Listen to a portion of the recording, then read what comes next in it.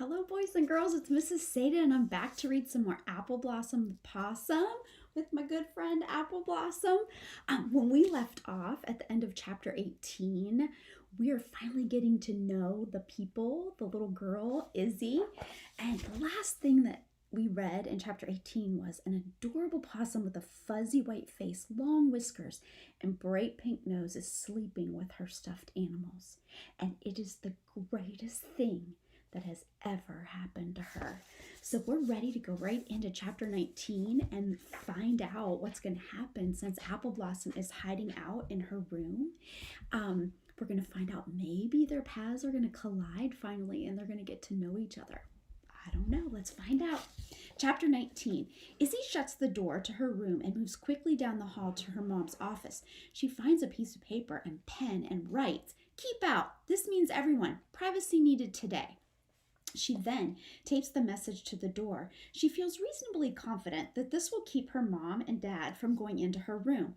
Thankfully, Columbo can't open doors. Izzy feels grateful in this one instant that she doesn't have a nosy brother or sister to worry about.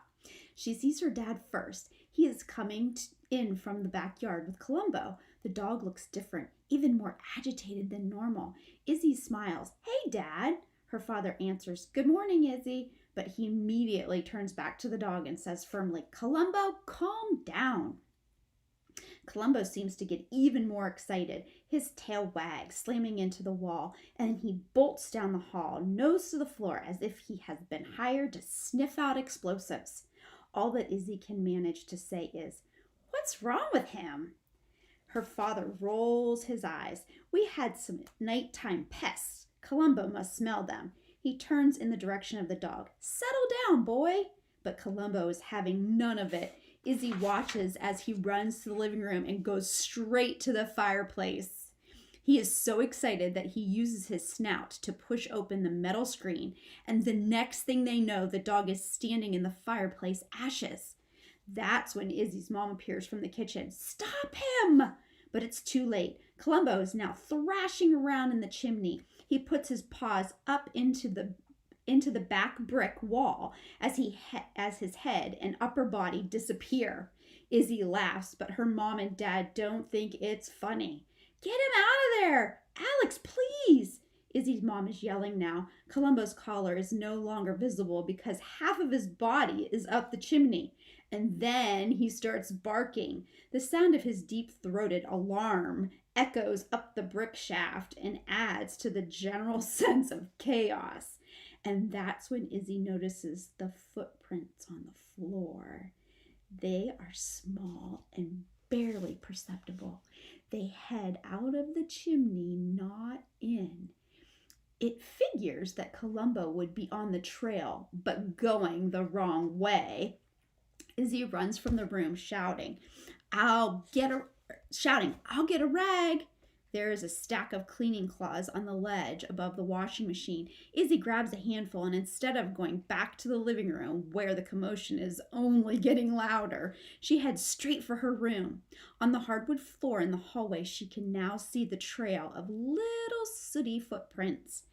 Izzy drops down to the floor and rubs them away, moving fast. All the while, she hears her parents in the living room wrestling with the maniac known as Columbo.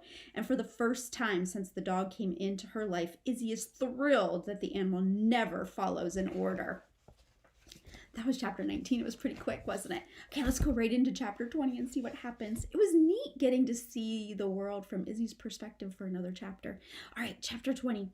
Appleblossom opens her eyes to a room that is bright with light. Fear strikes like lightning as she sits bolt upright. She is locked in a monster's house. In the distance, she hears an enormous racket. The people are yelling. The door is shut. But for how long? Will the dog and the people come rushing in? What is she doing out here in the open? This is all wrong. She needs to hide. Appleblossom tries to scramble out of the nest of fake furry animals, but it isn't easy because she is wearing a thick blue garment. Plus, she has crazy contraptions on her feet. She grabs one of the foot covers and pulls it off, throwing it hard across the room. She isn't able to get the other cover off. The hat is still on her head, and the blue garment now feels tight and constricting. There isn't time to deal with any of it. Hurry, hurry, hurry! The words pound in her head. Where to go? Where to hide? Under the little monster's nest? Too obvious! Under the big wooden box against the wall? Too tight of a squeeze! Appleblossom is running lines of dialogue, but with herself. She races awkwardly around the room, only 1 foot cover on, the hat flapping over her eyes, and the wooden buttons on the blue garment rubbing along the floor. And then, in a very dizzy state, she sees a tall basket tucked in an alcove in the corner. There are all kinds of things hanging from the rim of the straw contraption. Suddenly, the words of Mama Possum came back to her. True performance trusts their gut instincts. When she first heard this, she had no idea what it meant. Where was your gut, and what was an instinct? Mama Possum explained that your gut is the pit of your stomach, and instinct is a natural response that you know without knowing you know. And if you are a born performer in the animal kingdom, like a possum, it tells you how to play a scene. Instinct also says to never eat a wild mushroom, or touch a black spider with a red belly, or trust a porcupine. Appleblossom decides that her gut instinct is telling her to get into the tall straw basket in the alcove, and so she scrambles straight to it.